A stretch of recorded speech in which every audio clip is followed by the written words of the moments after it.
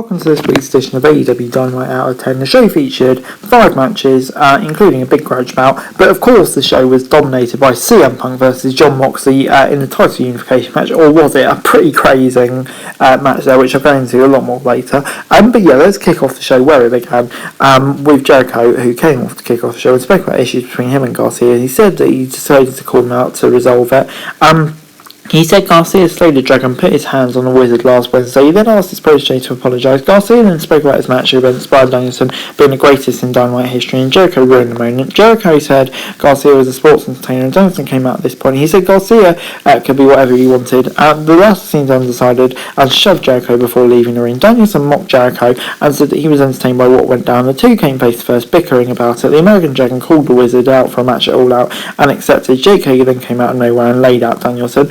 And Jack kind of went the way we were all expecting a Danielson Jericho match. That'll be great. But yeah, in terms of Garcia, I love that he's getting in the mix here, and I think this could be a really good, decent turn for his character as well. So good stuff. Anyway, next up was Zack Hardwood versus Jay Lethal. Hardwood hit an arm drag on Lethal, and the latter responded with a drop kick. After a back and forth between the two, Lethal got the advantage by hitting a Russian leg sweep off the second rope. Hardwood then hit 2 German suplexes on Lethal to make a comeback, but the latter hit the Lethal combination for a 2 count. Towards the end, Sanjay came out to interfere. Zack Hardwood then went for a roll up, but Lethal rolled up Hardwood instead with the help of the tights to get the pinfall W. Post-match, Sanjay announced that Lethal would team up with the Motor City Machine Gun to take on Wardlow and FTR at the pay-per-view. And yeah, this was great stuff. 7 out of 10 for me. Really excited to see that match. Motor City Machine Guns and AEW2 is going to be great. But yeah, in terms of this match, just showing they're 2 of the most underappreciated wrestlers in AEW. Just brilliant, showing what they can really do. Great stuff. 7 out of 10. Thunder Rosa was then backstage and announced that she would have to relinquish the AEW Women's title due to an injury.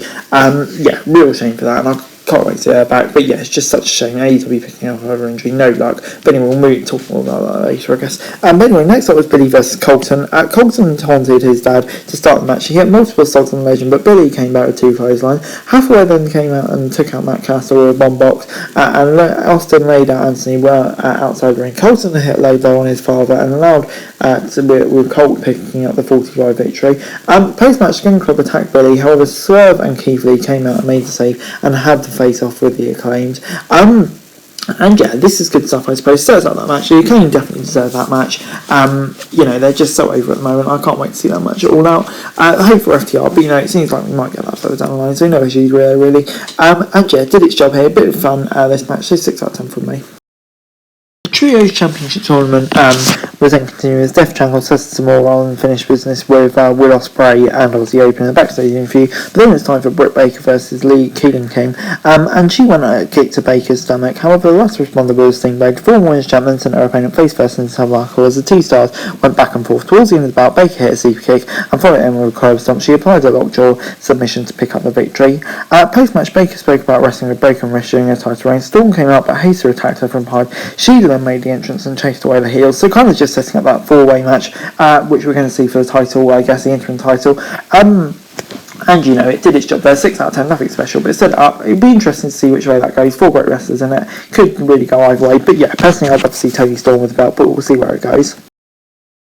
It was then time for CM Punk versus Jon Moxley in a unified title match in the middle of the card. That's when we knew something was up. Both men squared off and Moxley attacked Punk with a series of punches. Punk retaliated with his own strikes before the referee separated the duo. Punk then hit a roundhouse on Moxley, but seemingly re-inflated a foot injury, and the parade of violence immediately took advantage and hit a lariat, followed by a series of elbow strikes. He then applied the ankle lock and hit 2 death riders to become the undisputed world champion. Post-match, medical staff checked on Punk while Moxley celebrated with the 2 world titles, and I think we all know Punk's injury is going to be used as an excuse, but yeah, still did not see this coming. With all the rumours and stuff going around in AEW, it just really hit for me as well. 8 out of 10. Yeah, brilliant stuff. I think they're going to run it back and All Out, but you know, this was such a shocking surprise, and really worked for me, and now it's just added more and more intrigue to All Out. So 8 out of 10 for me. Really brilliant stuff. And yeah, bloody crazy at the same time too. Ricky Starks then came out and cut an emotional promo on Dynamite. He said that despite several warnings from veterans, he thought Hobbs was his friend. Starks spoke about how Hobbs checked on him every day when he broke his neck. He then took a shot at Powerhouse for being Britt Baker's security guard, aligning him with him. Starks then said he was extremely disappointed that Hobbs went after his neck, and a feud between the 2 men was personal. He ended the segment by calling him a snake and challenged his former partner to a match at All Out. And yeah, really good stuff. We know Starks how good he is, and I think now really is the right time for him to star as a singles babyface. And yeah, this definitely did the job. But Then it was time for our main event, United Empire versus Death Triangle. Ospreay and Fenix started the match for their teams. All 6 competitors then got into the ball, and Death Triangle members took out their opponents with dives over the top rope. Backdown hits and chops, and Phoenix followed it up with a drop kick on Ospreay to get the advantage. The Death Triangle members then were in control at the stage of the match, and Pac hit a German suplex on Ospreay, while the Lucha Brothers battled Aussie Open outside the ring. Pac and Ospreay had a stare down before exchanging some blows on each other. Towards the end, Pac hit a tornado DDT on Ospreay and followed that up with a moonsault from the top rope, and Ospreay and Kyle Fletcher. Kim Sabian then came out of nowhere and attacked Pac. Ospreay hit the Oz Cutter on Phoenix to pick up the victory after that. Post-match, Omega and the Young Bucks came out to confront the United Empire. Omega seemed angry, but was stopped by Don Callis as the show went off the air. And yeah, this was just brilliant. 8 out of 10. These 6, in a trios match, I don't think you can wish for a much better combination, and so it proved. United Empire getting a win, an absolute banger. Yeah, brilliant stuff. And also the end with Omega, I think really building up to that match, which I presume will be the final, and I can't wait for that. That's going to be brilliant. And yeah, Kip Sabian finally coming back as 2. Big fan of him. So yeah, big fan of this on the whole, really. 8 out of 10.